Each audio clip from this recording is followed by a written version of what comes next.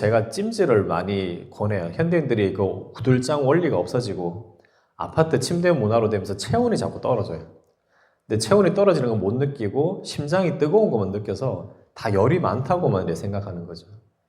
아까 이제 장로님이 걸어 다니고 이렇게 생활을 이렇게 좀 이렇게 활동을 많이 하면 심장하고 근육이 같이 피를 돌리거든요. 혈관이. 근데 가만히 앉아 있는 직업이 많아요.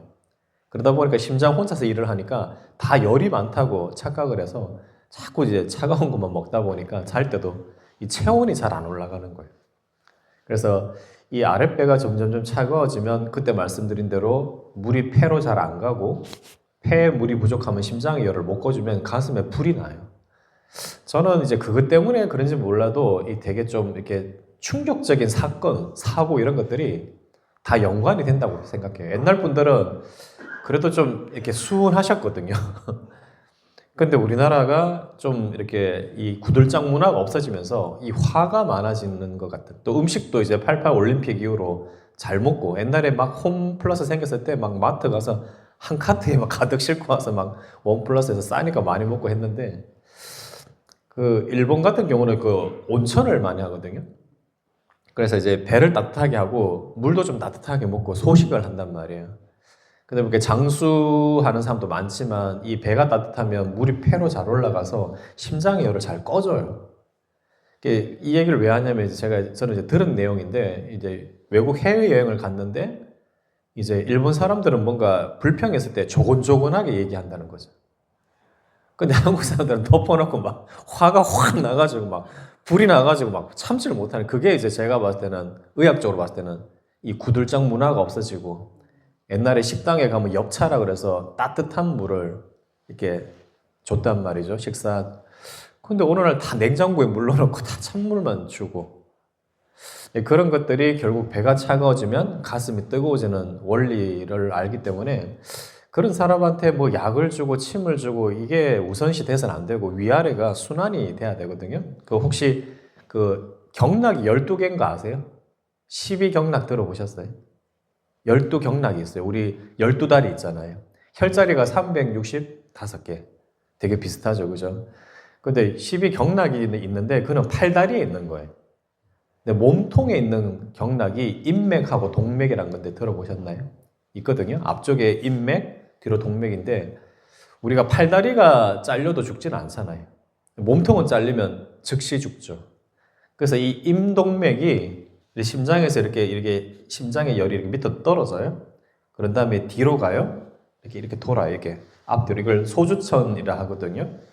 그렇게 앞뒤로 빙글빙글 도는 인맥, 동맥이 잘 돌아야 팔다리 쪽으로도 경락이 잘 돈다고 생각하는 거거든요. 그래서 이 뿔이 중심이 되는 이 경락이 임동맥인데 이 배가 따뜻해야 심장에 있는 열이 밑으로 떨어질 수가 있어요. 근데 현대인들이 워낙 차가운 걸 많이 먹고 과식을 하니까 배가 차가워서 심장의 열이 떨어지려다가 튕겨 올라와요. 그래서 원래는 머리는 시원하고 배는 따뜻해야 되는데 지금 현대인들은 머리가 뜨거운 거예요. 배는 차갑고. 근데 이제 가슴 부위나 머리 부위에 있는 뜨거운 것만 생각하지 배가 차갑다는 걸 전혀 생각을 못 하는 거예요. 근데 그게 중요한 게 아니라 배가 따뜻해야 심장의 열이 밑으로 떨어지고 그래야지 재중, 배꼽이거든요. 그다음 반대편 명문 혈자리로 해서 뒤로 가서 이렇게 돌아요. 그래서 허리가 안 좋은 사람들의 허리만 치료해서 잘 안 낫는 사람들은 거의 배가 차가운 사람들이에요. 그 배를 따뜻하게 해주면서 허리를 치료해야지 낫는 거는 사실 당연한 원리인데 뭐 한의사 중에도 이런 걸 모르는 분이 있고 의사분들은 아예 모르고 허리 디스크 이렇게 척추 엑스레이만 찍는단 말이에요. 튀어나왔나 안 튀어나왔나 배를 따뜻하게 하진 않는단 말이에요. 그래서 제가 왜 카페 형태의 클리닉을 하려면 의학에 있어서 구구단 같은 게 기본적으로 배를 따뜻하게 하는 거고 물을 마시는 건데 그거조차도 안 돼 있으니까 그래서 한방 차 같은 걸로 순하게 해서 물을 마시게 하고 나중에 커피가 나오겠지만요. 커피는 탈수된다 그랬잖아요. 커피 한 잔 마시면 몸에서 물이 2잔 빠진다 그랬죠. 그래서 커피를 유럽에서 시키면 물을 꼭 한 잔, 2잔씩 줘요.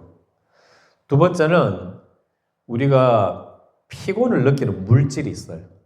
그걸 이제 아데노신이라 하거든요. 그게 뇌에 딱 붙어가지고 피곤을 느끼면 쉬어라 이렇게 해서 이제 쉬는 거예요, 사람이.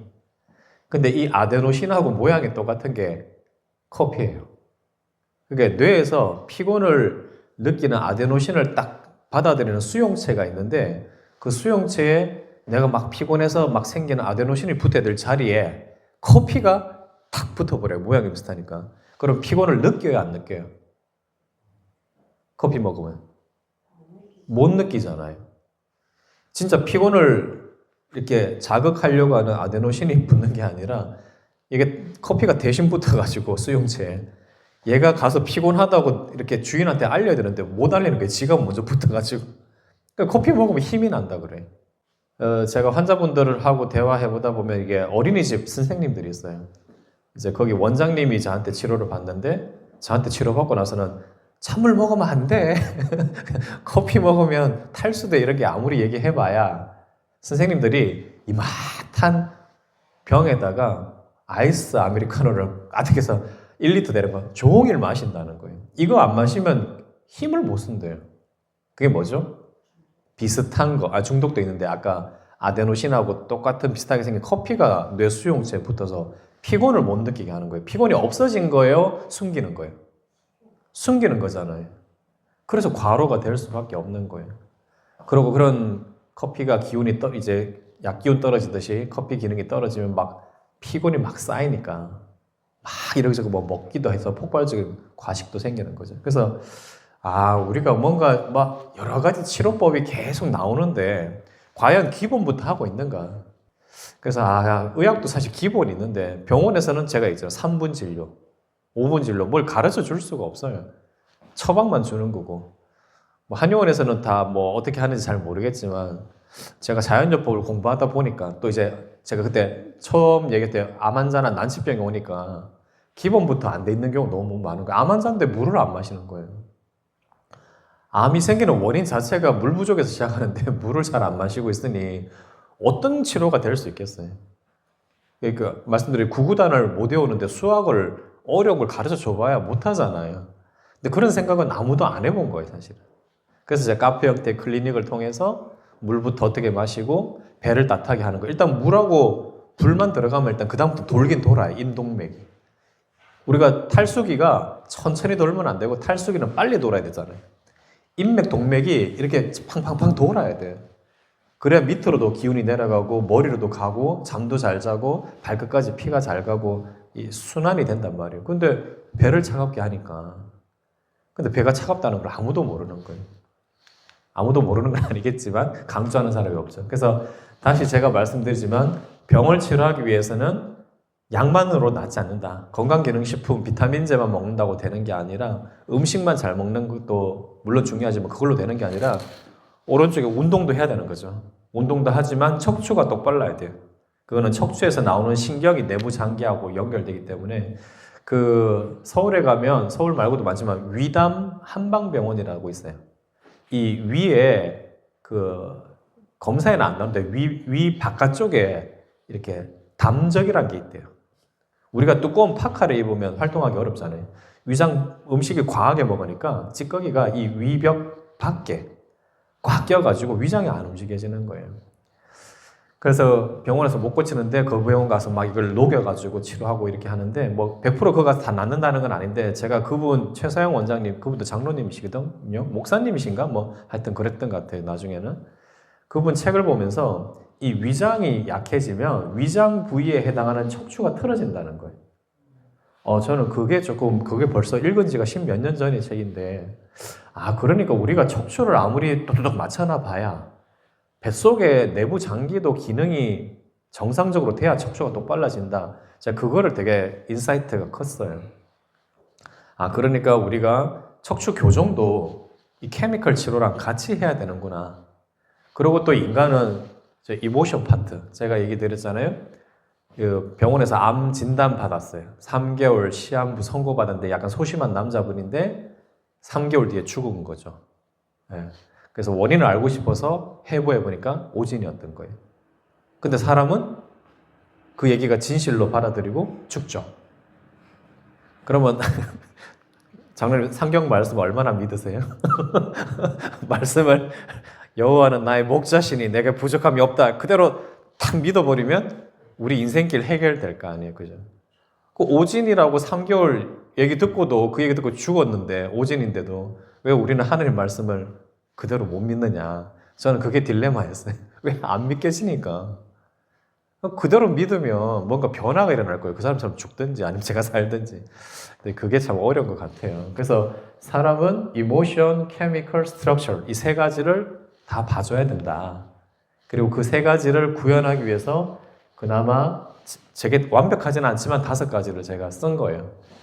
저 중에 이제 1번, 2번을 오늘 할 거고 그 다음 주 3번, 4번 하고 마지막 주는 이제 척추 교정과 마무리 할 건데요.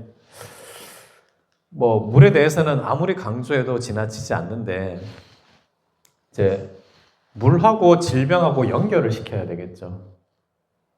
물을 얼마나 먹는지는 아마 몇 번이나 얘기하셨으니 근데 이제 좀 더 필요한 사람이 있어요.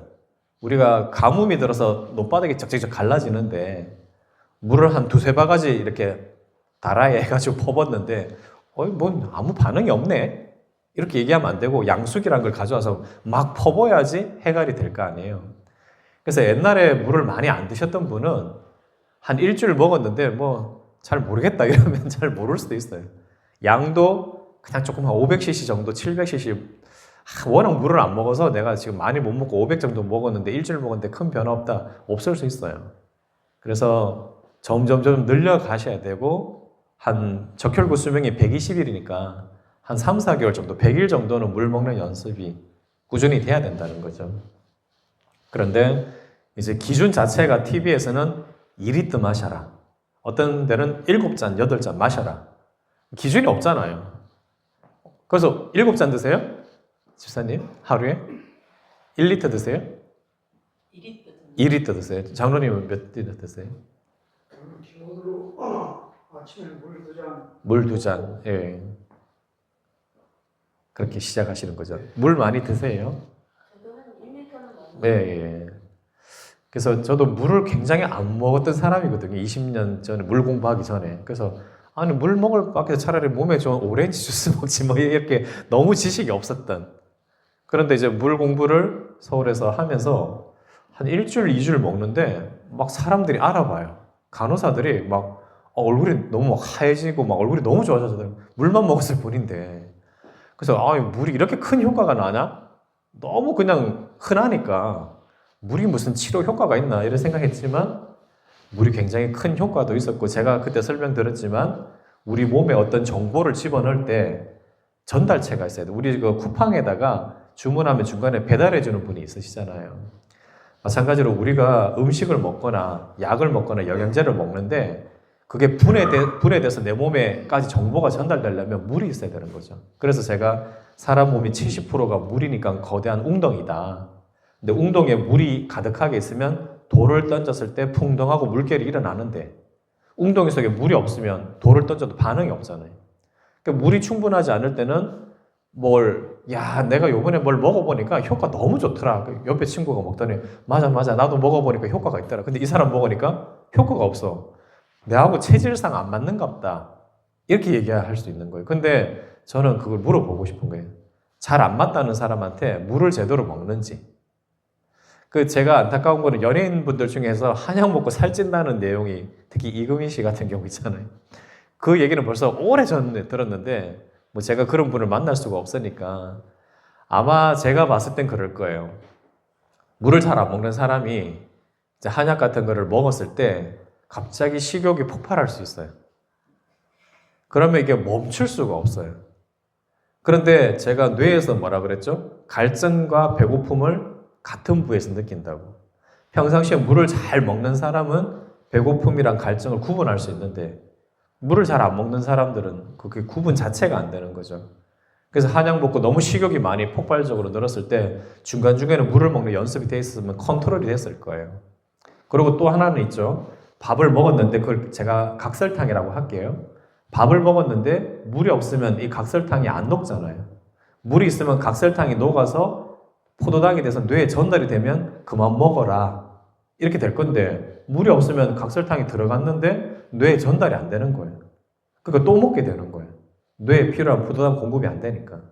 수분 부족 때문에 들어가는 음식이 충분히 뇌에 공급 안 돼서도 계속 먹게 되는. 그래서 많은 한의사분들이 환자들이 왔을 때 미리 물을 먹는지 체크해보고 물을 먹는 거를 먼저 기본 베이스로 깔고 그 다음에 한약을 썼으면 저렇게 한약 먹고 살찐다는 얘기 안 나왔을 텐데 모든 한의사분들이 다 그냥 물 공부를 하는 게 아니거든요. 그래서 그게 좀 안타까웠던 거죠. 그래서 여기서는 몸무게 1kg당 33cc가 필요하니까 내가 50kg면 535, 1.5리터 60kg면 638, 1.8리터 그런 거예요. 뭐 궁금한 거 있으신가요? 여기까지? 따로 없으시죠? 그런데 제가 물을 마실 때 그냥 마시면 안 되고 소금물을 마시라 그랬잖아요. 그래서 병원에 가서 링거 할 때도 생리적 식염수가 0.9%예요. 제가 우리 세포사의 간질액이라고 있는데 그게 0.9%이기 때문에 그냥 물을 계속 마시면 안 되고 소금을 좀 타서 먹는 게 중요한 거죠. 그래서 0.9% 소금물을 어떻게 만드냐면 물 1리터에 9g 넣으면 0.9%예요. 9g은 대충 밥숟가락 하나 한가득 하면 그게 이제 0.9% 돼요. 근데 저기 나와 있지만 많이 넣어도 상관없어요. 우리 몸은 뭐 WHO에서 하루 권고량이 뭐 2g, 3g, 그럼 NaCl 기준이고 소금물은 5g이고 우리나라 사람 평균 한 15g씩 먹는데 하루. 그런데 요즘 소금에 대해서 많이 판매를 하거나 권하는 의사 약사분들이 많은데 그분들은 하루에 50g, 60g 먹어요. 그리고 인체는 하루에 1600g까지 조절할 수 있어요. 처리할 수 있는 능력이 있어요. 1.6kg까지. 그렇게 먹는 사람은 없죠. 그러니까 우리가 뭐 소금 좀 먹었다 그래서 막 혈압이 오르고 뭐 당뇨가 어쩌고 그런데 해보면요 다 혈압 당뇨 고지혈이 정상으로 돼요. 일시적으로 잠깐 올랐다가. 그래서 소금이 적은 게 문제지 많은 거는 뇌가 알아서 조절해 준다. 그리고 물을 마시게 된다. 그걸 아시면 돼요. 그리고 제가 그때 말씀드렸던 MQ 눈썹 그때 사셨다고 그랬죠? 네. 지금 며칠 정도 드셨어요?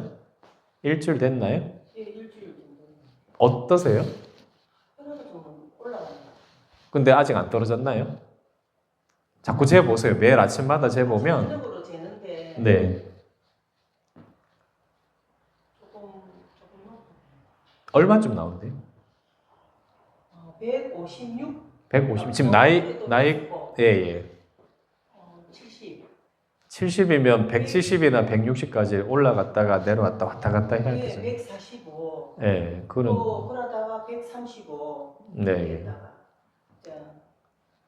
그래서 조금 160 정도 넘어가니까 좀 겁이 나기도 하고. 겁이 날 필요는 없고 머리가 아프거나 그런 거 뒷골 땡기고 이런 건 없잖아요. 그거는 혈압은 그때 말씀드린 대로 제가 저기 막 본당까지 지금 뛰어가요. 그럼 혈압이 어떻게 돼요? 얼마까지 나올까요? 170, 180까지 막 심하게 뛰면 뭐 더 올라가야 될 거예요. 만약에 그렇게 혈압이 안 올라가면 다리까지 피가 갈까요? 피가 안 가니까 못 달릴 거 아니에요, 지가 나서. 그래서 제가 그때 말씀드린 버스가 이렇게 출발하려고 해서 그거 올라타서 막 올라탔어요. 숨 헐떡거리면서 막 200까지도 올라갈 수 있어요. 근데 옆에 의자가 있길래 한 30분 쉬었다가 재면 어떻게 돼요? 떨어져야죠. 그 자율적으로 올라갔다 내려갔다 하는 거예요. 추울 때는 어떻게 될까요? 혈압이 올라가야 돼요. 그래야 말초까지. 왜냐하면 추우면 혈관이 다 좁아지거든요. 근데 동상 안 걸리려면 몸이 알아서 혈압을 높이겠죠. 만약에 혈액이 걸쭉하면 어떡할까요? 심장이 쥐어짜기가 어렵겠죠. 그러면 혈압이 올라가겠죠.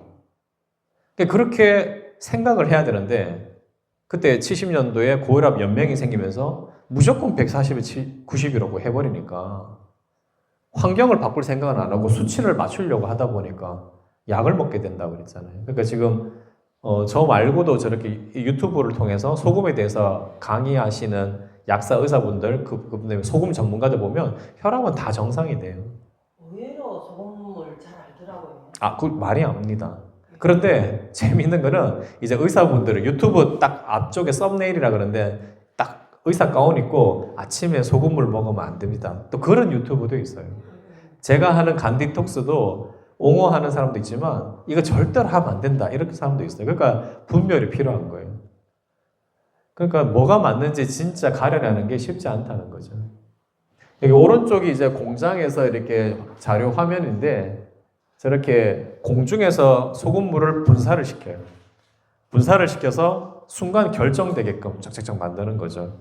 그러니까 이렇게 햇빛에 염전으로 하는 게 아니라 공중에서 그냥 순간적인 어떤 처리를 해가지고 저렇게 소금을 만들어내는 거예요. 그 일본 기술이라고 들었어요. 지금 제가 저 대표님 크리스찬이거든요.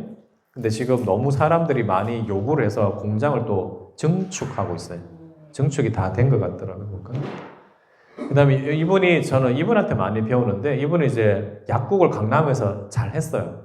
1년에 뭐 매출이 10억 이상 벌 정도로 굉장히 약사분 중에서 탄탄하게 하시는 분인데, 이분이 이제 저처럼 약간 클리닉, 카페, 플러스 약국, 뭐 이런 거 하고 싶어서, 이분은 이제 그 소금을 통해 가지고 사람들이 좋아지는 게, 살도 잘 빠지고 병이 낫는 걸 너무 많이 봐가지고, 이쪽에 이제 유튜브 찍을 수 있는 스튜디오도 있고, 약국도 하고, 이분이 음식에 대한 관심이 많아서 음식 치료하는 것도 많이 하니까 음식 치료할 수 있는 공간도 만들고 해가지고 약국을 내주세요 하니까 허가가 안 나는 거예요.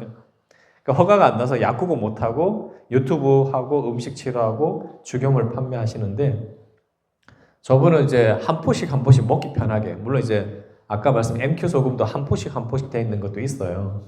근데 이제 현대인들이 편리하게 하려고 가지고 다니게 하는데 좀 가격이 비싸겠죠. 포장비 때문에.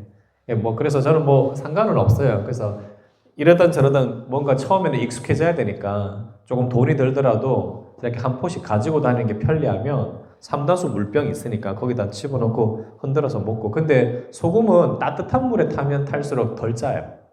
우리 국 먹을 때도 식었을 때 먹으면 좀 짜게 느끼고 따뜻할 때 먹으면 덜 짜게 느끼니까 따뜻한 물에 먹는 게 더 좋습니다.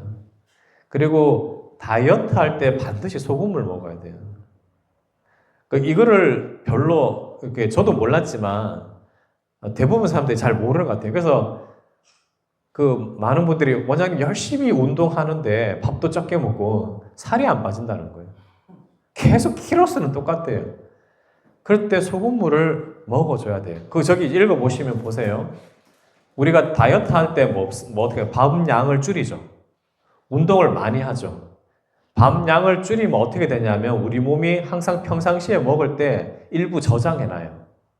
우리가 돈을 100만 원 번다 그러면 그 100만 원 다 쓰나요?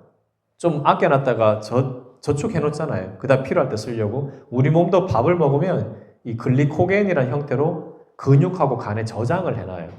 근데 밥을 안 먹고 운동 많이 하면 어떻게 돼요? 그걸 끄집어내서 쓴단 말이에요. 저장한 걸. 그 글리코겐이 분해돼서 나올 때 글리코겐이 물하고 같이 있거든요. 그러다 보니까 글리코겐이 분해될 때 물이 같이 쫙쫙 빠져나가요. 그래서 다이어트 초창기 때 수분이 굉장히 많이 빠져나가면서 살이 키로수가 탁탁탁 떨어져요. 야, 다이어트 했더니 2kg 빠졌다고 일주일 만에. 근데 그게 대부분 수분이 많이 빠져요. 그리고 미네랄도 같이 많이 빠져요. 근데 근육도 유지하려면 수분이 필요하거든요. 근데 근육 속에 있는 것도 자꾸 빠져나가니까 근육이 약해져요. 적게 먹고 운동 많이 하면 근육이 약해지면 근육이 하는 역할이 태우는 역할이에요. 그 스쿼트 허벅지 얘기 들어보셨죠? 이 허벅지 근육이 있어야 우리가 몸에 먹었던 걸 태울 수 있다 들어보셨을 거예요. 근데 근육이 약해지니까 운동을 많이 해도 살이 안 빠져요. 그러니까 적게 먹고 운동 많이 할 때 굉장히 많은 탈수와 미네랄을 소금물을 넣어주는 거예요. 그래주면 다이어트가 되는 거예요. 빠른 시간 내에. 저도 몰랐었어요. 배운 거죠, 사실. 그래서 안녕하세요. 그래서 다이어트 할 때 잠깐 앞으로 갈게요. 뒤로 갈까나? 네. 그래서 이분이 이제 유튜브 채널을 계속 찍더라고요. 그래서 이제 많은 걸 배웠죠. 그러니까 저분 자체가 약간 살이 많이 쪘었대요. 살이 많이 쪘는데 환자들한테 다이어트 코칭을 해줘야 되는데 본인이 살이 안 빠지니까 고민하다가 이제 소금물을 먹으면서 다이어트가 된 거예요. 그래서 잠자기 뭐 바로 직전에 먹어도 되지만 저는 뭐 이제 잠자기 한 1시간 전에 먹으면 좋다. 그다음에 아침에 일어나서도 기본적으로 먹고 사이사이에도 먹을 수 있으면 소금차를 꼭 마셔라. 그렇게 해야지 내 근육은 안 빠지고 살을 뺄 수 있다는 거죠. 그래서 살을 빼려고 하는 사람인데 살이 안 빠진다 그러면 소금을 먹어봤냐? 근데 일반 소금보다는 미네랄이 많은 소금을 먹어라. 이제 그렇게 기본적으로 얘기를 해줘야 되고, 그 다음에 제가 몇 번 얘기했지만 이 위산, 나이 들면 소화가 안 된다 그러잖아요. 그게 이유가 물하고 소금이 합쳐져야 위산이 돼요. 그런데 우리가 나이 드셔가 물도 적게 먹고 병원에서 싱겁게 먹으라 해서 계속 싱겁게 먹으면 이 위산 생성이 잘 안 되니까. 그래서 음식을 먹었을 때 잘 분해가 안 되는 거예요. 그러다 보면 음식이 많이 남아서 위벽을 긁어버리면 오히려 거기서 상처가 나요. 그러면서 이제 뭐 우리 상처 나면 고름 나듯이 그 위산이 조절이 잘 안 되면서 여러 가지 문제가 생겨요. 그리고 호르몬이 나오는 샘이 있거든요. 우리 샘이라 그러면 기본적으로 어떤 게 떠올라요? 뭐가 물이 펑펑펑 솟아오르는 걸 샘이라고 하잖아요. 그러니까 물을 안 드시면 호르몬 샘이 마르는 거예요. 우리 갑상선이 안 좋다고 그래서 갑상선 약만 먹을 게 아니라 무슨 여성 호르몬이 무슨 호르몬이 그러면 물부터 먹기 시작해야 된다는 거죠. 그래야지 시작이 돼요. 뭐 호르몬이 다 물이란 건 아니지만 호르몬 샘이 마르면 안 되니까. 그래서 저기 보면 갑상선 호르몬이 하는 역할이 체온을 조절해요. 체온 조절하기 때문에 갑상선 문제 있는 분들이 요즘 너무 많아요. 왜냐하면 배가 차기 때문에 체온 조절이 잘 안 돼요. 병원에서는 갑상선을 난로라고 하는데 자연요법에서는 여기 단전, 아랫배를 난로로 보거든요. 늘 얼음물 마시고 과식하고, 과식은 왜 배가 차가워지냐? 우리 그 모닥불 같은 거 막 이렇게 캠프파이어 한다고 생각해 보세요. 그때 한번 말씀드리면 장작을 불 꺼지려고 할 때 장작을 막 잘게 부셔가지고 넣으면 불이 타올라요. 근데 귀찮다고 큰 장작을 대충 그냥 확 집어넣으면 불이 확 감소가 됩니다. 그래서 밥을 급하게 먹거나 잘 안 씻고 먹거나 배부르게 먹거나 그 음식이 뱃속에 꽉 차도록 이렇게 해버리면 이 배가 차가워지는 거예요. 그러니까 갑상선 호르몬이 문제가 생기는 거는 배를 차갑게 하는 것. 두 번째는 산소를 많이 활용하는 호르몬인데 물을 통해서도 우리 산소를 많이 끄집어낼 수 있는데 물 부족도 이제 갑상선 문제의 원인이 될 수 있다는 거죠. 그 다음에 이제 물을 적게 마시면 여기서 흡수대가 올라가야 되는데 못 올라가니까 이 탈모, 주름 여러 가지 같은 게 생기는 거죠. 안구 건조증, 구강 건조증, 피부 건조증 계속 생기고, 그다음에 뭐 장은 어떻게든지 축축해야 돼요. 저 유리창에다가 제가 휴지를 붙이면 안 붙는데 물 뿌리면 딱 붙죠. 그래서 우리가 장이 좀 축축해야 되고요. 장에서 물이 흡수된다면 폐로도 이 가서 폐가 좀 축축해야 돼. 이게 구름 같은 거니까. 그래서 우리 노폐물 같은 게 있으면 그렇게 딱 붙어야 돼요. 딱 붙어야지 이제 그때 백혈 그 면역 기능이 가가지고 딱 조절을 해주는 거예요. 네. 근데 이제 장에 이제 건조증이 자꾸 생겨버리면 이제 문제가 생기는 거죠. 그리고 이 간하고 콩팥이 있어요. 간하고 콩팥이 하는 역할이 뭐 여러 가지지만 해독을 해야 되는데 해독할 때 굉장히 많은 물을 필요로 해요. 네. 그래서 뭐 검사에는 안 나오겠죠. 간이나 콩팥이 망가진 걸 알려면 70% 80% 망가질 때까지 잘 안 나오니까. 근데 물을 적게 마시게 되면 이제 나중에는 이제 병원 검사에도 나온다는 거죠. 이건 아까 제가 말씀드린 거고요. 그 물을 적게 먹었을 때 음식이 분해가 안 돼서 자꾸 남는다. 그런데 제가 물을 드시기 시작하면서부터 오히려 갈증이 예민해져서 오히려 입이 타 들어간다 그러고 오히려 일시적인 변비가 생길 수 있고 오히려 통증이 늘어날 수 있어요. 혈액순환이 되면서. 이 나쁜 건 아니죠. 그래서 이제 벤맥겔리지 박사님 책을 보면 물을 적게 마시면 일단은 혈액이 별로 없으니까 심장에 쥐어짤 게 없으니까 헛바퀴 되겠죠. 그래서 저혈압이 돼요. 물 안 먹는 사람 첫 번째 저혈압이 됐다가 혈액의 농도가 계속 진해지면 고혈압이 될 수밖에 없는 거예요. 그래서 물을 안 먹는 사람이 혈액 검사, 그 혈압 쟀는데 고혈압 됐다고 혈압약 먹으면 안 되겠죠. 혈액의 농도가 진해져가지고 쥐어 짜다 보니까 올라간 건데 그거마저 혈압을 떨어뜨리면 피가 가요 안 가요? 못 갈 거 아니에요. 근데 더 망가지는 거죠. 그리고 당뇨가 왜 물 부족하고 관련돼 있냐면 위산은 뮤신이라는 게 있어요. 위벽은 굉장히 강해요. 그 염산 아세요? 옛날에 뭐 데이트했는데 헤어지자. 그래 염산을 집 앞에서 얼굴을 뿌려가지고 얼굴을 막 엉망진창 만들었잖아요. 그게 pH가 2 정도 3 굉장히 강한 산성인데 위산이 염산이랑 똑같아요. 그래서 우리가 좀 안 좋은 음식을 먹어도 위산이 그걸 완전히 싹 다 분해시켜 버리는데 그렇게 강한 산성이 위벽은 견뎌요. 근데 그게 이제 위장 바로 밑에가 뭐냐면 12장인데 12장은 위벽처럼 그렇게 두껍지 않기 때문에 위산이 자꾸 밑으로 내려가면 그게 구멍이 뻥뻥뻥 나요. 그걸 위 12장 궤양 천공이라 그래요. 들어보셨죠? 그래서 그거를 막기 위해서 어떻게 해야 돼요? 췌장이란 데서 췌장이 여기 있거든요. 물을 끓여다가 중탄산염을 만들어서 중화를 시켜야 돼요.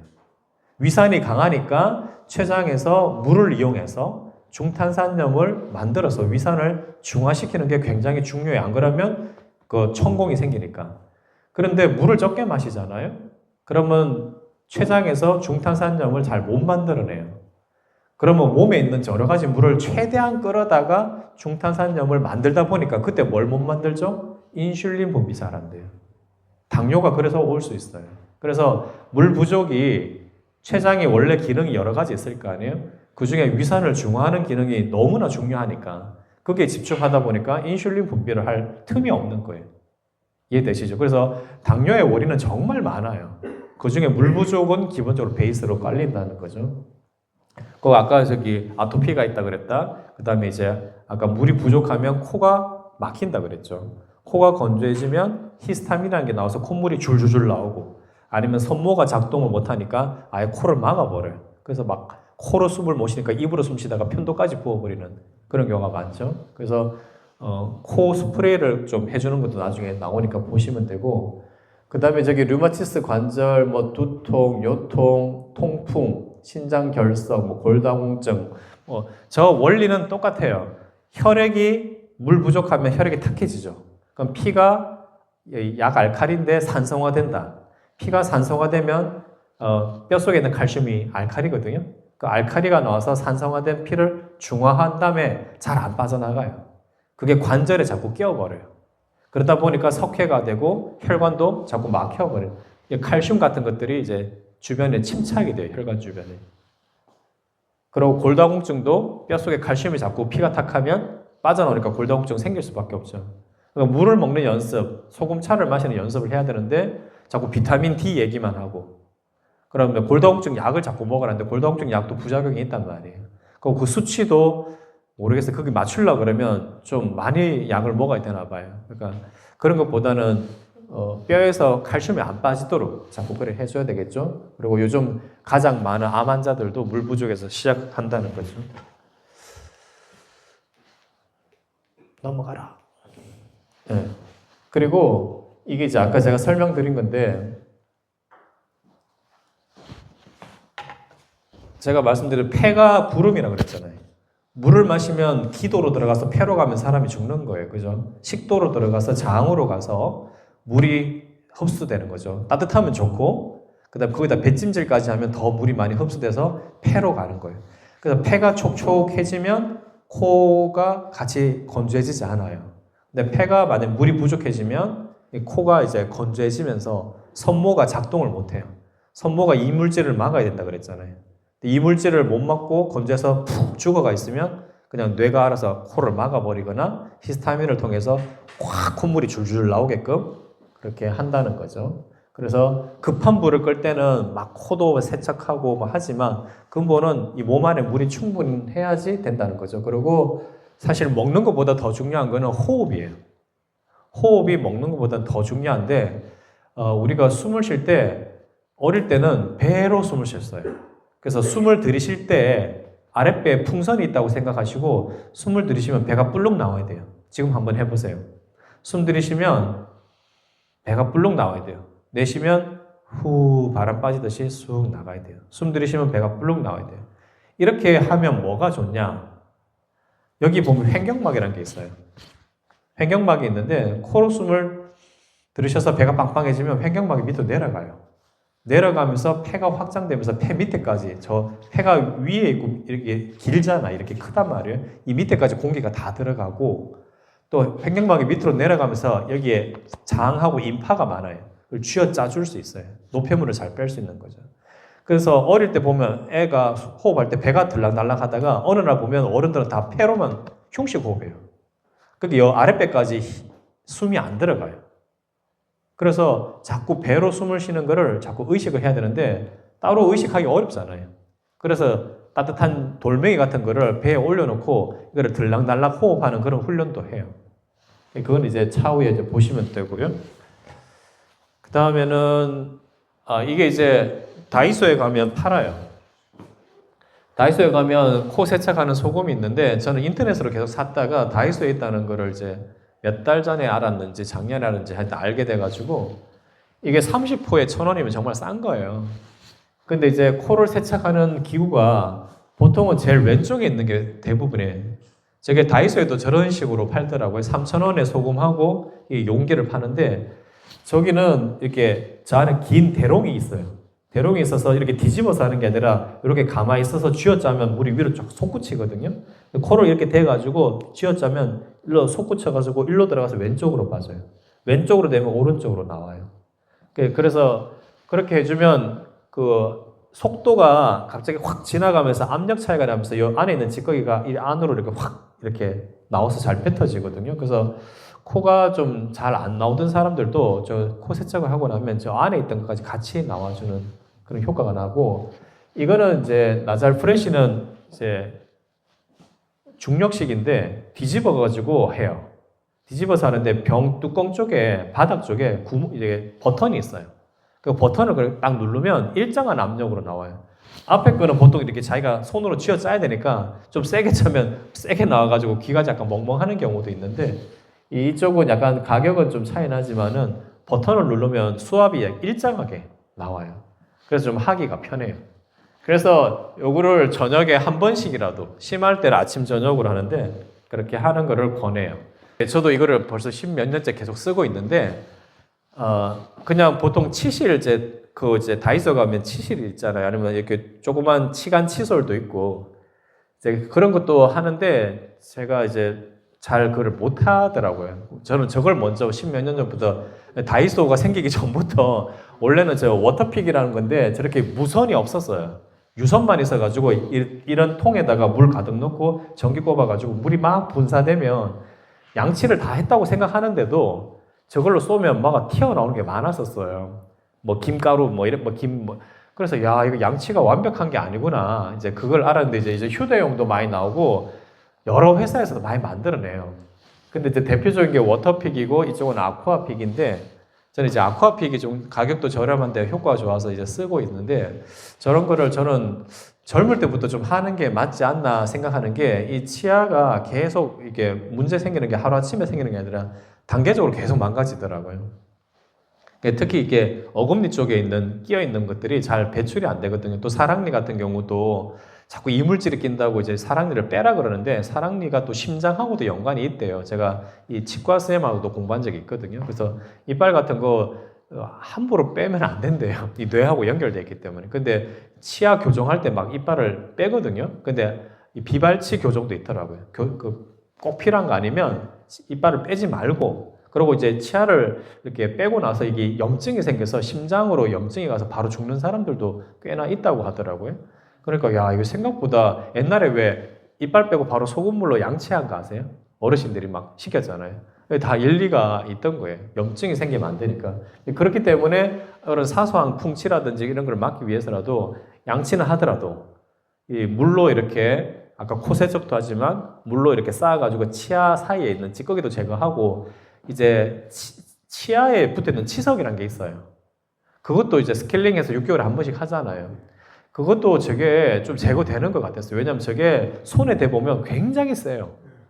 그런데 치아에 대면 그렇게 세게 안 느껴져요. 근데 손에 대면 와, 이렇게 아파가지고, 근데 그 정도 수압이 세니까 이 치석도 좀 제거가 좀 되는 것 같아가지고, 저 앞에 팁을 바꿔야 돼요.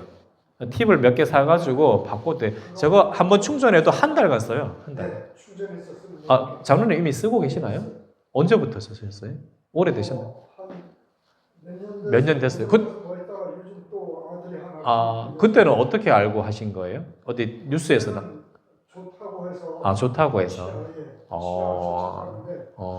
좋다고 해서 했었는데 얼마 쓰다가 그것이 안 좋아 고장나버리고. 고장 났었구나. 잠시 중단했었는데. 그거에 대해서. 장로님 건강에 관심이 상당히 많으시네. 그것도 예. 관심이 있는 뿐만 아니고 실천을 하시죠. 실천도 하시잖아요. 그게 사실은 이런 교육이 프랑스 같은 데서는요, 초등학교 1학년 때부터 의사가 학교에 가가지고 교의라 그래서 어떻게 물을 먹어야 되는지. 사실 아이들한테 이런 교육이 더 필요할 수 있어요. 나중에 뭐 좋은 대학 갔는데 뭐 암 걸리고 병 걸리고 이러면, 아니면 자식을 낳았는데 약하게 태어나거나 애 놓다가 죽거나 뭐 이런 경우 많지는 않겠지만, 사실 국가적인 차원에서 경쟁력이 있으려면 어릴 때부터 이런 교육, 건강 교육이 필요하고, 그다음에 실천하는지, 장르처럼 실천하는지 체크해주고 이러면 애들이 칭찬받으려고도 한단 말이죠. 그러면 이제 나중에 결혼해서도 건강한 가정을 이루고, 요즘 나이 들어가 30 넘어서 결혼하니까 몸이 힘들잖아요. 미국처럼 막 중고등학교 때 운동하는 것도 아니고 종일 앉아있고, 그러니까 결혼 생활 해가지고 부모님이 다 해주는 밥 먹다가 빨래도 다 해주는 하다가 이제 네가 빨래해라, 네가 청소해라 이러면서 말다툼이 생긴대요. 근데 자기 몸이 힘드니까 그게 이제 못 버티는 거죠. 젊을 때부터 건강 관리가 안 되니까 결혼 생활 할 때 육체적으로 힘든 거를 못 버티는 거예요. 그래서 장기적인 플랜으로 봤을 때는 정말 어릴 때부터 건강 관리를 해야 된다 보는 거죠. 온수 복용은 사실은 뭐 너무 중요하죠. 찬물도 안 먹는 것보다는 낫습니다. 하지만은 이제 차가운 게 들어가면 우리 체온이 36.5도니까 체온 쪽으로 높이려고 그러면 그만큼 에너지도 많이 들고, 그 다음에 그 찬물을 먹으면 교감신경이 항진되기 때문에 소변도 굉장히 자주 본대요. 다 좁아지니까 혈관도. 그리고 사람이 좀 배가 차가워지면 변비도 생겨요. 그러니까 물 안 먹는 것도 변비 생기지만 그때 말씀드린 차가운 변비도 생긴다 그랬잖아요. 그래서 저는 차가운 변비는 차전자필이라고 요즘 건강기능식품이 많은데, 그런 걸 제가 봤을 때 너무 장복하면 안 된다고 생각하는 거예요. 장이 이제 꽝꽝 얼어가지고 변이 잘 안 나오는데 그걸 먹어버리면 막 부풀어가지고 어거지로 막 밀어내거든요. 그러다 보면 저는 장에 스크래치가 날 수 있다고 생각하기 때문에 어거지로 변을 밀어내는 거를 먹는 것보다는 그냥 섬유질 많은 음식을 먹는 거, 저는 그게 더 낫다고 생각해요. 그리고 이제 말씀드린 대로 우리 배꼽이 있고 배꼽 밑에는 아랫배, 이 아궁이의 불이 나이 들면 자꾸 감소된다. 그래서 자꾸 아랫배 불이 안 꺼지게끔 자꾸 노력을 해야 된다. 근데 지금 뭐 구들장을 만들 수가 없잖아요. 그러다 보니까 이 회사가 대구에 있는 공장인데 구들장 원리로 만든 거예요. 그래서 이거를 저는 벌써 한 20년 가까이 처방하고 저도 매일 이렇게 하고 있습니다. 그래서 제가 지금 한의원은 안 하고 이제 강의 상담 위주로 하니까 저한테 QR코드를 하나 주셨어요. 그래서 만약에 제 강의 듣고 이걸 구입할 사람은 저 뒤에 있는 QR을 찍으면 그걸로 찍고 들어가면 좀 할인이 돼요. 비밀번호는 제가 넣어드리는데, 그리고 할인도 5% 이상 되고 적립도 2, 3% 되니까 나중에 적립금 쌓이면 또 다른 제품을 사도 돼요. 그래서 가장 기본은 저 허리 찜질기라고 되어 있는데 허리도 해도 되지만 배를 저는 많이 합니다. 원래 초창기에는 이렇게 동그란 거를 많이 썼는데 저것도 약간은 한 중간에 절차가 한 번 더 있어요. 데펴가지고 복대에 넣어가지고, 아니면 복대에 끼워서 바로 찍찍이만 열어도 되는데 저거는 좀 세긴 세더라고요. 근데 좀 더 간편한 거는 허리 찜질기가 좀 더 간편해요. 저걸 쓰다가 좀 괜찮아져서 그 다음에는 어깨 찜질, 여기 대추혈이 있거든요. 아까 대추혈이 모든 혈자리를 주관해요. 그래서 대추혈을 하는 게 중요하고, 그 다음에 기본적으로 이 배꼽이 아무래도 몸속에서 가장 약한 부분이에요. 깊숙이 들어가 있잖아요. 여기에 냉해지기 쉬우니까 기본적으로 배찜질은 배꼽 위에도 1시간, 배꼽에도 1시간, 배꼽 밑에도 1시간. 그다음에 전 뒷목도 좀 자주 하라고 해요. 대추혈이기 때문에. 근데 나중에 이제 여유 되면 뭐 어깨 찜질기도 같이 하면 좋겠고, 저 의자가 여러 번 업그레이드 되면서 저희 옛날 한의원에는 중간 세대, 그게 1세대, 2세대, 3세대, 한 2세대 정도 제품이 있어요. 그것도 참 좋았어요. 의자에 앉아만 있으면 계속 엉덩이하고 허리가 따뜻해지는데 그 허리에 콩팥이 있거든요. 그래서 그렇게 콩팥도 좋아지고 엉덩이도 이제 열이 들어오니까 깊숙이 들어오는데, 그때 다리를 이렇게 묶어주는 교정 밴드가 있어요. 그걸 해주면 골반이 많이 맞춰져요. 그냥 일반 의자는 온도를 높이는 게 없잖아요. 있기는 하는데 이렇게 구들장 원리가 아니기 때문에 열이 깊숙하게 안 들어와서 근육 같은 거를 부드럽게 할 수가 없는데 이 회사 거는 그게 돼요. 그리고 새로 나온 지금 최근 거는 제가 오래 앉아있어 봤는데 불편한 게 전혀 없어서 계속 앉아있어도 가능하더라고요. 그러니까 집에 하나 있으면 그 앉아서 TV를 보거나 뭐 이 작업을 계속 사무직에 있는 사람들은 하면 계속 내부 장기도 좋아지고 척추도 더 빨라지니까 굉장히 좋은 것 같았어요.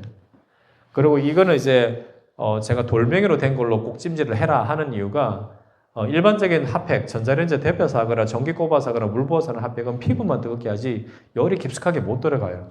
그런데 이런 원자 개선이 한문으로 뭘 원자를 쓰잖아요. 근데 이 원자 개선 종류가 900가지가 넘는데 우리 인체랑 파장이 똑같은 게 한 1.4%, 1.5% 정도. 그걸 생육광선이라 그래요. 저 일본에서 알아낸 건데 저 생육광선을 가지고만 만들었어요. 저 회사가. 그래서 짧게 하더라도 우리 인체에 굉장히 많이 빨리 효과를 보게 만드는 거죠.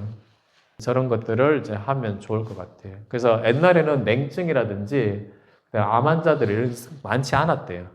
그 이유 중에 하나가 몸을 따뜻하게 하는 게 늘 생활 속에서 됐는데 지금 그런 게 안 된다는 거죠. 그래서 이제 마지막이에요. 물하고 불을 가까이 하는 게 굉장히 중요한 거죠. 성경에도 나와 있지만 물하고 불은 정결케 하는 거예요. 세례를 주고 번제를 통해서 더러운 걸 제거하는 거죠. 그래서 우리가 의학적으로도 그렇지만 영적으로도 우리 몸이 성전이니까 이걸 잘 관리하기 위해서는 늘 물을 마시고 좋은 불을 가까이 하는 거, 그런 것이 굉장히 중요하다고 생각해요. 이상입니다.